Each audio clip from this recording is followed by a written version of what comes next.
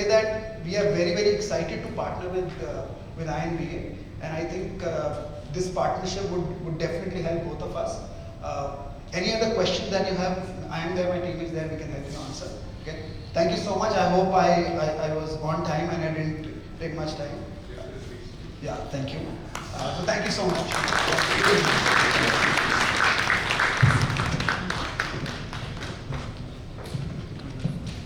Thank you so much, sir.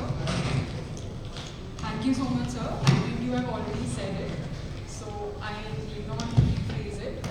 And now, as we move towards the awards, but before that, I would like to request Dr. Harsh Purohit, Dean Banasthali, and Meenakshi Singh, Senior Advisor INBA and Advocate of Supreme Court, to come on the stage for signing of the Memorandum of Undertaking between Banasthali Vidyapith and INBA. It's a great opportunity for both the organizations for coming together for mutual betterment and enhancing new ideas for the members and students cohesively.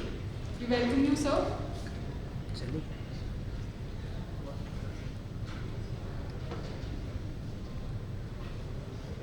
can just step up and say a few words and announce something. Thank you very much. This is Professor Harsh Purohit from Banasthali Vidyapith. We started in 1925 a dream, a mission of women's education. When a father lost a daughter and had a double shock, because not just he lost his daughter, but a missionary also lost a companion. Then they thought, the way we wanted to train our bright daughter, why don't we train the daughters of our relatives and others? And that idea clicked them, and they established Jeevan Kutir in 1925. And today, Banasthali Vidyapith is the pride of the nation, world's largest fully residential university for women, with about 50,000 girls in a single campus. With the help of Jamnalal Bajaj Foundation in 2013, we established the Faculty of Law called as Jamnalal Bajaj School of Legal Studies, and we're doing good. And today it has become India's biggest all-women's law school with 1,200 girls studying law.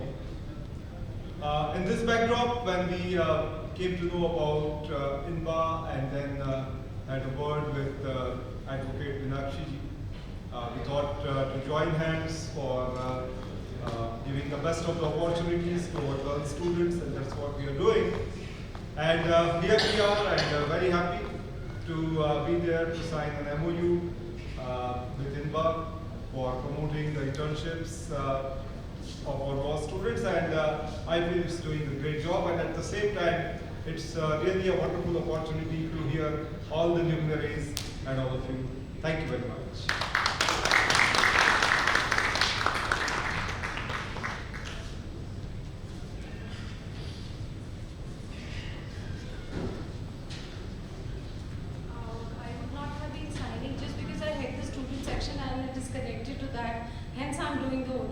Otherwise, the Secretary General and the other higher ups are supposed to be doing it.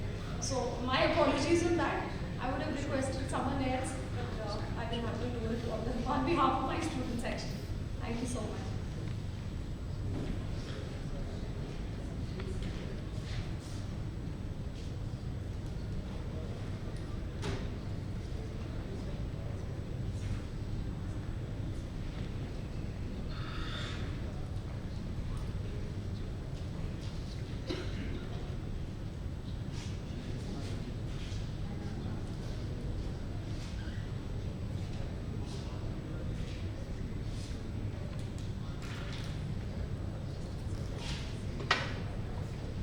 It's a huge honor, so please kindly put round of applause.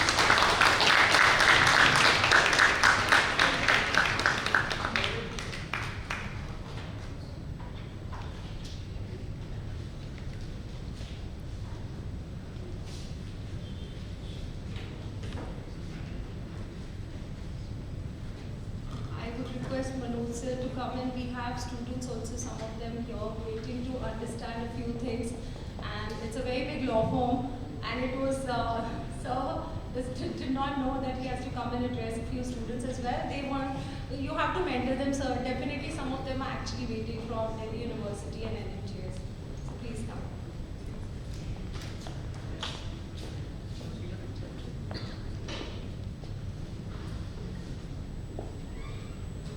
Well, I'd actually come here purely as a friend of Kaviraj and INBA, with no prior idea of any speaking engagement.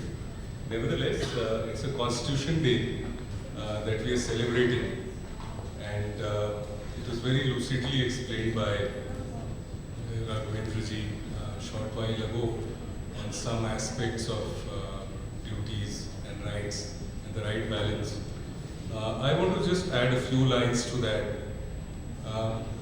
The fundamental rights that we have and the duties that we have, the Constitution guaranteed this to every citizen, divorce of gender, caste, economic status, etc., etc. Now, this is the stated objective of the Constitution. The rapid changes in this life to achieve the actual constitutional goals that we've seen over the last 7-8 years, where regional imbalances, a friend who was on the panel a short while ago, I think is not here anymore, he talked about, in the context of some discussion, forsaken place like Orissa or Jharkhand. The context was right, but the flow of the discussion, but why should any part of the country be forsaken? And why should J&K, for example, have a differential quality of fundamental rights compared to other people? Similarly, issues go about the economic status. Somebody talked about their very dear student Yash, about how would a poor person connect to the judicial system if there is an online engagement in the judicial delivery system.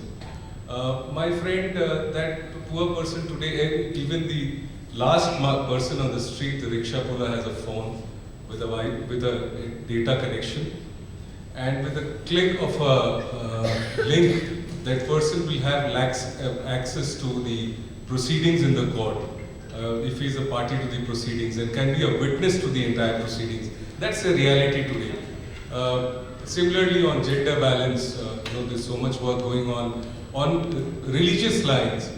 Now, personal laws being used for so many decades as a means to deny the rights guaranteed in the Constitution to women, to children, I don't want to take any particular community, anybody's name, but the fact is that these imbalances do not have a space in the Constitution. They are beyond the mandate of the Constitution. So the discussion around the Uniform Civil Code. So Constitution Day today, and especially in this decade, has a very special significance, particularly because we have seen things being achieved which were thus far only in the pages of the sacred book called Constitution of India.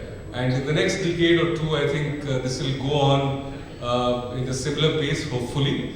So we have a lot of Constitution Days to celebrate in the future. All the best to you. Thank you.